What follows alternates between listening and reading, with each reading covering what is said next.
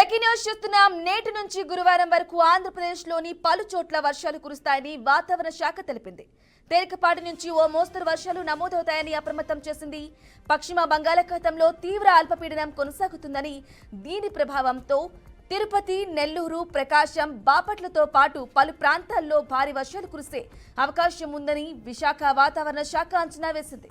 తీవ్ర అల్పపీడనం ప్రస్తుతం పశ్చిమ నైరుతి దిశగా కదులుతోందని, మంగళవారం నాటికి ఏపీలోని దక్షిణ కోస్తా, ఉత్తర తమిళనాడు తీరాల వైపు చేరుకుంటుందని వాతావరణ శాఖ పేర్కొంది.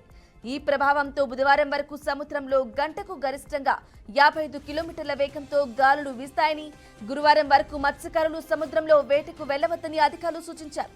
ముందు జాగ్రత్త చర్యలుగా రాష్ట్రంలోని అన్ని పోర్టులకు 3వ నెంబర్ హెచ్చరిక జారీ చేయనున్నట్లు విశాఖపట్నం వాతావరణ శాఖ అధికారులు వెల్లడించారు. రైట్, ఏపీలో భారీ వర్షాలకు సంబంధించి మరిన్ని డీటెయిల్స్ మా ప్రతినిధి శ్రీనివాస్ అందిస్తారు. శ్రీనివాస్. బ్రాహ్మణి, గడిచిన నెల రోజులుగా 4 అల్పపీడనాలు అయితే ఏర్పడినట్టుగా కూడా మనం చెప్పుకోవచ్చు. ప్రధానంగా ఉపరితల ఆవర్తనం రూపాంతరం చెంది అల్పపీడనంగాను, తీవ్ర అల్పపీడనంగాను, వాయుగుండంగాను, తీవ్ర వాయుగుండంగాను కూడా మారిన పరిస్థితులు అయితే మనం చూసాం.